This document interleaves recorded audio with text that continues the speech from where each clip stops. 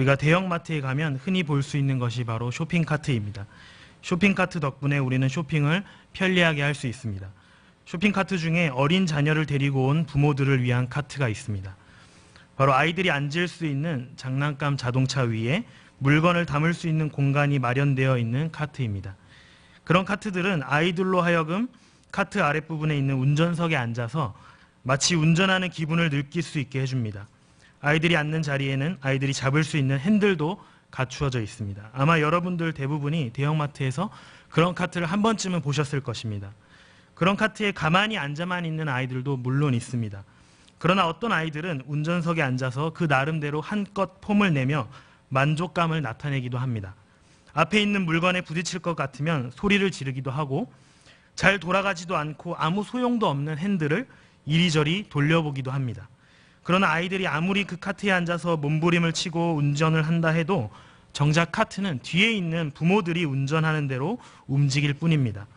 좀 큰 아이들은 자신의 부모들이 카트를 끌고 간다는 사실을 알지도 모르지만 그런 것을 아직 인지하지 못하는 어린 아이들은 자신들이 운전을 하고 있다고 착각을 할 것입니다. 저는 그런 모습이 바로 하나님과 우리 인간들과의 관계가 아닐까 생각합니다. 어린 아이들이 자신의 의지대로 카트를 운전하고 있다고 생각하고 느낄지라도 실제로는 그 부모들이 인도하는 대로 앞으로 나아가고 있는 것처럼 우리도 인생을 살아가면서 나름 자신의 인생을 계획하고 그대로 실천하려 하더라도 결국 우리의 인생을 인도하시는 분은 하나님이시기 때문입니다. 온 세상 가운데 하나님의 주권적인 의지가 미치지 않는 곳은 아무것도 없습니다. 오늘 본문에서는 바로 이러한 절대 주권의 하나님께서 특별히 당신의 세계 선교를 어떻게 이끌어 가시는지 우리에게 잘 보여줍니다. 이 시간 우리는 하나님께서 당신의 세계 선교, 곧 복음 전파를 어떠한 방법을 통해 진행시켜 가시는지 함께 생각해 보고자 합니다. 첫째, 하나님께서는 우리에게 복음 전할 장소를 보여주십니다. 다 함께 본문 6에서 10절을 함께 합독하시겠습니다. 시작. 성령이 아시아에서 말씀을 전하지 못하게 하시거늘 그들이 부르기아와 갈라디아 땅으로 다녀가 무시아 앞에 이르러 비두니아로 가고자 했을 때 예수의 영이 허락하지 아니하시는지라. 무시아를 지나 드로아로 내려갔는데 밤에 환상이 바울에게 보이니 마게도냐 사람 하나가 서서 그에게 청하여 이르되 마게도냐로 건너와서 우리를 도우라 하거늘 바울이 그 환상을 보았을 때 우리가 곧 마게도냐로 떠나기를 힘쓰니 이는 하나님이 저 사람들에게 복음을 전하라고 우리를 부르신 줄로 인정함이러라. 아멘. 사도행전 15장 마지막 부분을 보면 바울은 자신을 안디옥 교회에 천거하였던 바나바와 이별하는 결별하는 아픔을 겪었습니다. 그리고 16장에서 바울은 신라와 함께 선교를 위한 여정에 올랐고 더베와 루스드라로 갔습니다. 거기에서 바울은 디모데를 만나 2차 선교 사역을 본격적으로 시작하게 되었습니다. 오늘 본문은 성령이 아시아에서 말씀을 전하지 못하게 하시거늘 이라는 말로 시작합니다. 여기에서 말하는 아시아는 지금의 아시아 지역이 아닌 터키를 가리킵니다. 바울 일행은 이곳에서 복음을 전하고 싶어 했습니다. 그러나 선교의 길이 열리지 않았습니다. 이에 바울 일행은 부르기아와 갈라디아 땅으로 향하게 되었습니다. 이후 그들은 부르기아와 갈라디아 땅을 지나 무시아라는 곳으로 갔습니다. 거기에서 바울은 다시 비두니아 지역으로 가고자 했습니다. 당시 비두니아 지역은 무시아에서 북동쪽에 위치한 곳이고 신앙의 박해를 피해서 이주해온 신자들이 많이 와 있던 곳이었습니다. 그런데 이번에도 본문 8절에 기록된 대로 예수의 영이 허락하지 않았습니다. 하나님께서는 바울 일행이 아시아로 가는 것도 막으시고 비두니아로 가는 것 역시 막으셨던 것입니다. 결국 바울 일행은 무시아에서 북동쪽으로 가지 않고 서쪽에 위치한 드로아로 이동했습니다. 이 도시는 항구 도시로서 소아시아와 마게도냐를 잇는 배가 출입하던 곳이었습니다. 그날 밤 바울은 환상을 보았습니다. 꿈과 환상은 하나님의 계시의 수단 가운데 하나였습니다. 바울은 환상 중에 마게도냐 사람을 보았습니다. 그 마게도냐 사람은 바울에게 건너와서 우리를 도와달라고 하였습니다.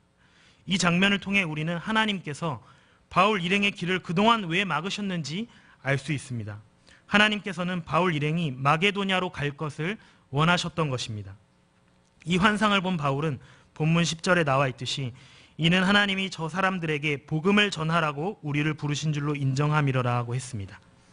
바울 일행은 곧바로 마게도냐로 떠나기를 힘썼습니다. 저들은 바울이 보았던 그 환상을 하나님의 분명한 명령으로 이해하였던 것입니다. 사람이 하나님의 뜻을 알았을 때에 지녀야 할 으뜸 가는 태도는 바로 순종입니다. 바울은 이미 전도 여행을 많이 다녔었고 따라서 그에게는 나름의 전도 전략이 있었을 것입니다. 그러나 자신의 길이 막힌 이후 하나님의 뜻을 알게 되었을 때 다른 생각은 전혀 하지 않고 그 즉시 순종하였던 것입니다. 바울은 처음에 아시아에서 말씀을 전하고자 했습니다. 그러나 하나님께서는 그것을 허락하지 않았습니다. 그래서 바울은 비두니아로 가고자 했었습니다. 그러나 하나님께서는 그것 역시 허락하지 않으셨습니다. 하나님께서 구체적으로 어떠한 방법을 통해 바울의 길을 막으셨는지는 우리가 잘 알 수 없습니다. 그러나 분명한 것은 성령께서 바울의 길을 막으셨다는 그 사실입니다. 그리고 바울의 길을 막으신 하나님께서는 마게도니아라고 하는 새로운 장소를 바울에게 보여주시고 길을 열어주셨던 것입니다. 이처럼 하나님께서는 그리스도인들이 복음을 전파할 수 있도록 그 장소를 보여주시고 길을 열어주십니다. 그런데 하나님께서는 오늘 본문에 나오는 특별하고 신비한 방법으로만 우리에게 복음 전파의 장소를 보여주지는 않습니다. 하나님께서는 우리의 생각과 지식으로도 충분히 이해할 수 있고 예상이 가능한 방식으로 일하십니다. 인생의 평범한 일상을 통해서도 하나님께서는 그 뜻을 우리에게 알려주시는 것입니다. 2년 전 가을 저희 부부는 러시아 모스크바에서 언어 훈련을 처음 시작했습니다. 언어를 공부하는 과정은 결코 쉽지 않았습니다. 따로 다이어트를 하지 않았고 오히려 아내와 함께 고기도 즐겨 먹고 5인분씩 저녁 식사를 섭취했음에도 제 몸에 살이 쭉쭉 빠지고 머리도 많이 빠질 정도로 언어 훈련의 과정은 힘든 과정들이었습니다. 매일매일 러시아어와 교회를 빼면 아무것도 남는 것이 없을 정도로 저희는 도저히 딴 생각을 할 수가 없었습니다. 저희는 보통 일주일에 2번씩은 새벽 4시가 되는 것을 보고서야 잠자리에 들 수 있었습니다. 그러다가 작년 7월 드디어 길고 긴 1년짜리 첫 언어 과정이 끝이 났습니다. 그리고 그제서야 조금 여유가 생긴 제 마음속에 문득 로스톱나돈누라는 도시에 대해 궁금한 마음이 생겼습니다. 당시 저는 그저 로스톱나돈누라는 도시가 모스크바에 계신 김진호 선교사님께서 한 달에 한 번씩 방문해서 주일 설교와 신학교 사역을 감당하고 계신 곳이며 비자가 해결되면 김진호 선교사님 가정이 완전히 이사하게 될 곳이라는 정도로만 생각했었습니다. 아무에게도 말하지 못하고 로스톱나돈누에 대해 3주 동안 혼자서 정보만 수집하던 저는 제 아내에게 조심스럽게 말했습니다. 여보, 이상하게 요즘 로스톱나돈누가 궁금해요. 그곳에 사는 사람들, 그곳에 있는 학교, 그곳에 있는 대형마트도 궁금해요. 심지어 오늘은 그 도시에 있는 한국문화원에 대해서도 알아봤어요. 이 마음이 어떤 마음인지 모르지만 우리 함께 기도해 봅시다. 제가 아내에게 말한 지 3일이 지났습니다. 한국에서 비자를 발급받고 모스크바에 돌아오신 김진호 목사님께서 갑자기 저희 부부에게 아주 중요하게 할 이야기가 있다고 했습니다. 그리고 목사님과 대화할 때 저희는 깜짝 놀랐습니다. 그때 김진호 목사님께서 저희에게 이강도사 부부가 로스톱나돈누로 이동해 보는 것이 어떻겠어요?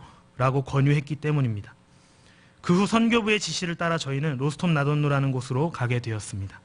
이렇게 하나님께서는 우리에게 평범한 일상, 그리고 우리의 지식과 경험을 통해서도 우리가 어디에서 복음을 전파할지 알려주시는 것입니다. 하나님께서는 이미 우리에게 복음 전파의 장소를 보여주셨습니다. 우리가 직접 가보지 못한 온 세계 선교지들이 바로 그 장소들입니다. 그렇기 때문에 우리는 선교사들을 전 세계로 보내어 복음 전파의 사명을 감당하고 있습니다. 이것은 바로 보내는 선교사로서의 사명입니다. 또한 하나님께서 우리에게 보여주신 복음 전파의 장소는 선교지뿐만이 아닙니다. 우리가 평소에 거하는 우리의 지경이 바로 그 장소들입니다. 우리의 가정, 우리의 학교, 우리의 직장, 우리의 발이 닿는 모든 장소들이 바로 하나님께서 우리에게 보여주시는 복음 전파의 장소들입니다. 왜 그렇습니까? 그곳에는 아직 주님을 만나지 못한 택한 백성들이 있기 때문입니다. 3대째, 4대째 믿는 집안에서 태어났기 때문에 가족 중에 교회 안 다니는 사람이 없다고 생각하십니까? 다시 한번 생각해 보시기 바랍니다. 요즘 국회의원들이 장관 1명 뽑을 때 국회 청문회를 하는 것처럼 우리가 나와 관련된 사돈의 팔촌의 친구의 친구까지 다 생각해 보면 우리에게 주어진 복음 전파의 장소는 무궁무진한 것입니다. 어린 영혼들을 찾을 수 있는 세소식반과 학교 앞, 놀이터가 우리의 전도 현장입니다. 우리가 친구들을 만날 수 있는 학교, 직장, 동창회, 각종 친교 모임이 우리의 전도 현장입니다. 우리가 이웃들을 만날 수 있는 우리의 아파트, 동네, 길거리가 우리의 전도 현장인 것입니다. 바울에게 복음 전파의 장소를 보여주신 하나님께서 우리에게 보여주신 세계 선교의 현장을 향해 보내는 선교사의 사명을 감당하며, 또한 하나님께서 우리에게 보여주신 우리의 터전에서 직접 복음 전파에 늘 힘쓰는 모든 성도님들이 되시기를 바랍니다. 둘째, 하나님께서는 우리에게 구원받을 택자를 보내주십니다. 다 함께 본문 11절에서 15절을 함께 합독하시겠습니다. 시작. 우리가 드로아에서 배로 떠나 사모드라게로 직행하여 이튿날 네아폴리로 가고 거기서 빌립보에 이르니 이는 마게도냐 지방의 첫 성이요 또 로마의 식민지라. 이 성에서 수일을 유하다가 안식일에 우리가 기도할 곳이 있을까 하여 문밖 강가에 거기 앉아서 모인 여자들에게 말하는데, 두아디라시에 있는 자색옷감 장사로서 하나님을 섬기는 루디아라 하는 한 여자가 말을 듣고 있을 때 주께서 그 마음을 열어 바울의 말을 따르게 하신지라. 그와 그 집이 다 세례를 받고 우리에게 청하여 이르되, 만일 나를 주 믿는 자로 알거든 내 집에 들어와 유하라 하고 강권하여 머물게 하니라. 아멘. 이어지는 본문에는 성령의 지시를 받아 이동하는 바울 일행의 여정이 기록되어 있습니다. 11절을 보면 먼저 저들은 드로아에서 배로 떠나 사모드라게로 직행하여 이튿날 네아폴리로 갔습니다. 그리고 바울 일행은 곧 빌립보에 이르렀습니다. 사모드라게는 드로아에서 빌립보를 향할 때뿐만 아니라 근처 바다를 향해 할 때에 반드시 배들이 거쳐가는 섬이었습니다. 이곳에는 1500m 정도의 높은 산이 있어서 배를 타고 항해하는 사람들은 당시 사모드라게 섬을 이정표로 삼았던 것입니다. 바울 일행도 역시 이 섬을 거쳐갔던 것으로 보입니다. 바울 일행은 사모드라게를 지나 빌립보의 외항이었던 네아폴리에 도착하였습니다. 드로아에서 출발하여 네아폴리까지 이어지는 바닷길은 250km 정도가 되는 거리입니다. 이 긴 거리를 저들은 불과 이틀 만에 갔습니다. 즉 바람까지도 항해를 돕는 것을 보며 바울 일행은 자신들이 마게도냐를 향하는 것이 하나님의 뜻임을 더욱더 확신했을 것입니다. 네아폴리 항구에 도착한 바울 일행은 육로로 16km 정도 되는 빌립보에 도착하였습니다. 본문은 빌립보를 마게도냐 지방의 첫 성이요 또 로마의 식민지라고 소개합니다. 이 말은 당시 빌립보의 정치적 위치와 지역적 위치를 잘 보여주는 말입니다. 물론 당시 마게도냐의 수도는 데살로니가였습니다. 그럼에도 사도행전의 저자 누가가 이러한 표현을 사용한 것을 통해 우리는 당시 이 빌립보 지역이 로마의 식민지로서 매우 중요한 지역이었음을 알 수 있습니다. 실제로 빌립보 지역은 유럽으로 통하는 관문이었습니다. 또한 빌립보는 로마에 자랑할 만한 식민지이기도 했습니다. 빌립보에 도착한 바울 일행은 그곳에서 수일을 유했습니다. 전도자들이 새로운 지역에 도착했으니 그 지역이 어떤 곳인지 살펴보는 것은 당연한 일이었을 것입니다. 아무 연고도 없고 아무 정보도 없는 상태에서, 즉 완전히 새로운 곳에서 사람이 살아간다는 것은 무척이나 어려운 일입니다.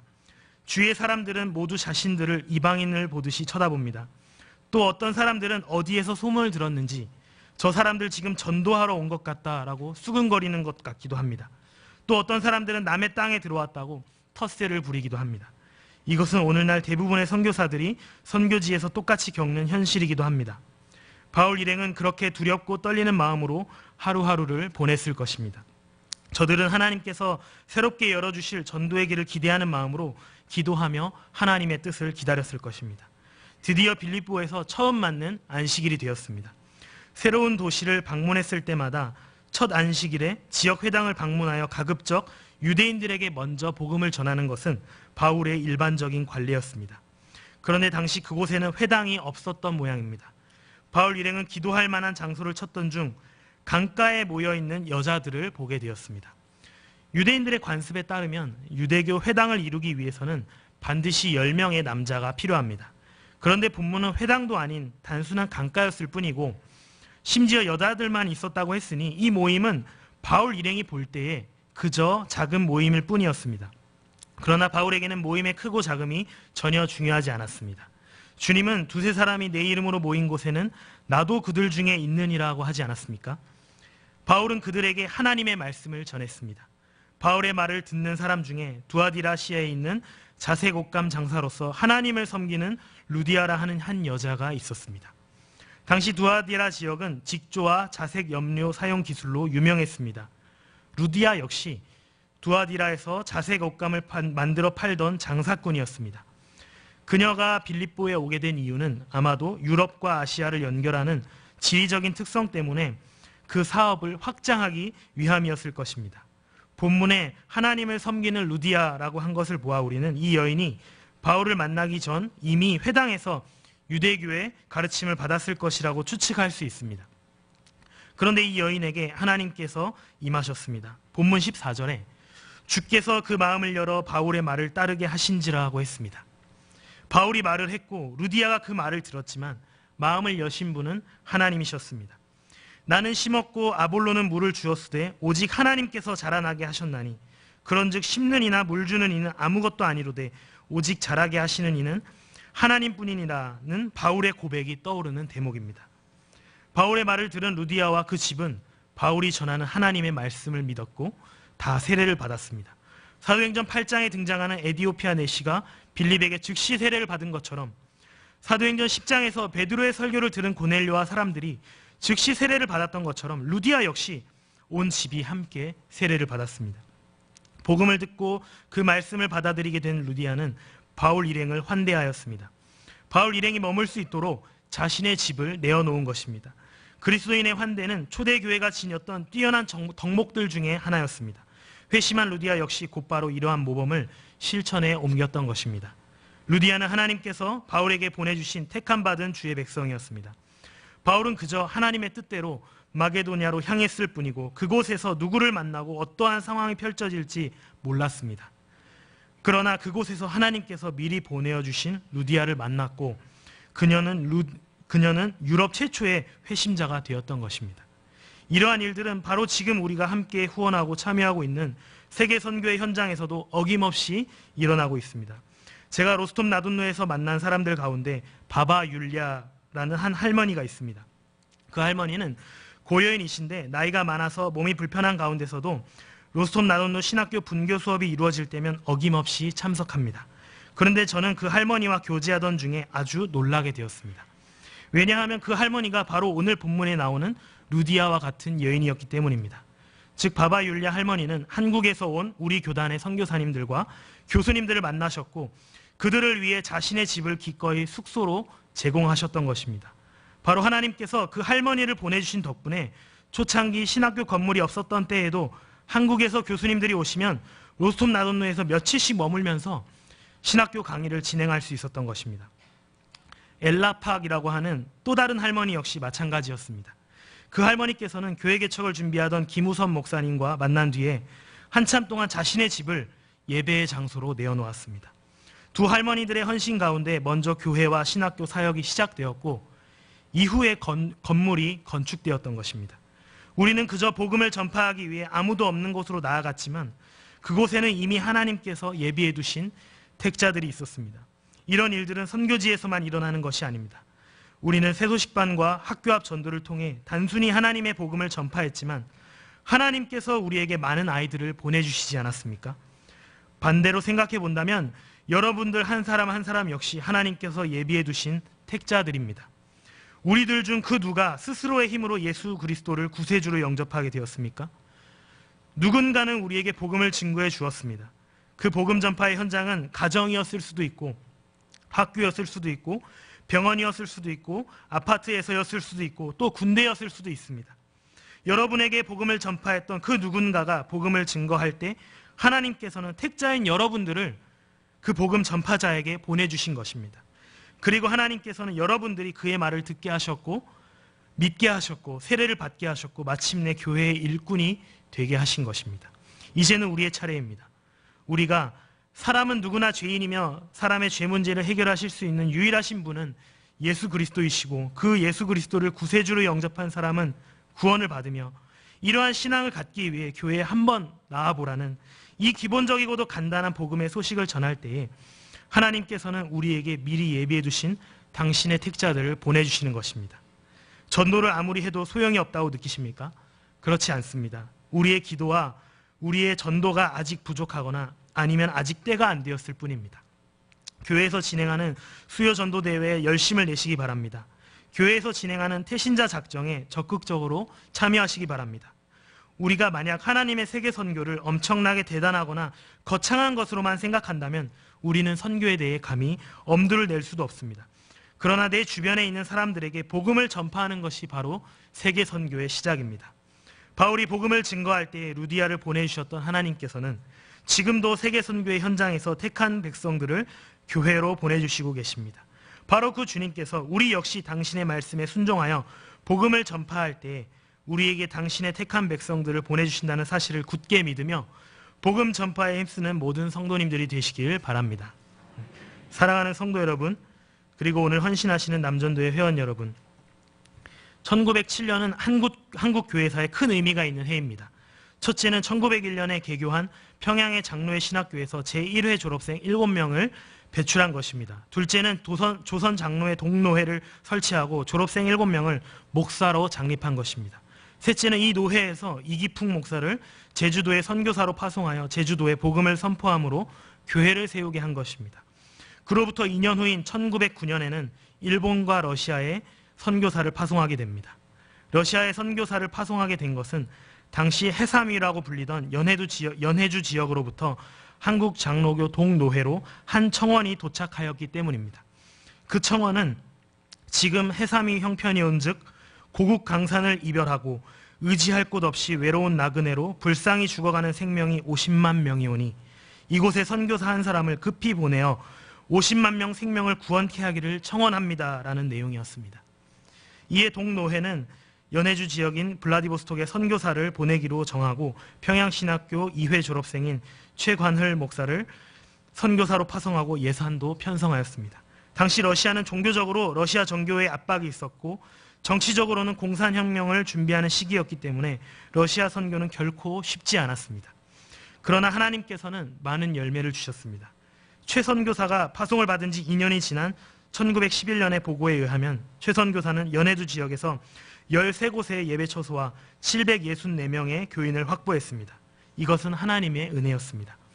하나님께서는 편지라는 아주 일반적이고도 간단한 매개체를 통해 한국 교회에 복음 전파의 장소를 보여주셨습니다. 그리고 그 하나님의 뜻에 따라 한국 교회가 러시아에서 복음을 전파했을 때 주님은 택한 백성들을 보내주셨던 것입니다. 당시 한국 교회는 이제 막 걸음마를 뗀 상황이었습니다. 한국 교회는 남을 돌아볼 겨를이 전혀 없었습니다. 더군다나 선교지의 상황 역시 선교를 방해하는 실정이었습니다. 그러나 하나님께서 보여주시고 열어주신 복음 전파의 터전에서 복음이 전파되었을 때 하나님께서는 구원받을 택자들을 보내주셨던 것입니다. 사람이 선교의 길을 개척하는 것 같아도 하나님께서 만들어 놓으신 길로 사람은 걸어갈 뿐입니다. 하나님은 복음을 전파할 장소로 우리를 인도하시고 택자들을 우리에게 보내주시는 분입니다. 우리 경향이 지금껏 전 세계 선교지에서 거두었던 많은 열매들, 그리고 1973년에 시작된 우리 경향 방주가 지금에 이르기까지 지나온 발자취들이 그 사실을 증명하고 있습니다. 우리는 먼저 복음을 받은 사람들로서 복음 전도자의 삶을 살아가야 합니다. 우리의 인생이 곧 전도자의 삶이라는 것입니다. 한 개인이 복음 전도의 삶을 살아가는 것은 곧 세계 선교의 시작입니다. 하나님의 세계 선교는 특별한 사람들만 할 수 있는 것이 아닙니다. 하나님께서 이미 나에게 보여주신 복음 전파의 장소, 곧 나의 터전에서 복음을 전파하는 것이 세계 선교의 시작입니다. 그리고 하나님께서 우리에게 이미 보여주셨지만 내가 직접 가지 못하는 선교지들을 위해 기도와 물질로 후원하는 것이 곧 세계 선교의 시작입니다. 하나님께서는 이러한 우리의 실천을 기다리고 계십니다. 하나님께서 보여주신 복음 전파의 현장에서 하나님께서 보내주시는 택한 백성들을 불러 모으는 세계 선교에 기도와 물질로 동참해 주십시오. 더불어 내 주변에 있는 복음 전파의 현장에서 하나님께서 보내주시는 택한 백성들을 불러 모으는 이 귀한 사명을 직접 체험하십시오. 바울이 하나님께서 보여주신 마게도냐로 나아갔을 때 그곳에서 이미 택함 받은 루디아를 만났던 것처럼 우리가 우리의 터전에서 복음을 전파하고 또 세계 각지에서 선교사들이 복음을 전파할 때에 하나님께서는 당신의 택자들을 보내주실 것입니다. 세계 선교의 주관자가 되시는 하나님만을 의지하며 복음 전도와 세계 선교에 동참하는 모든 성도님들이 되시길 간절히 바라겠습니다.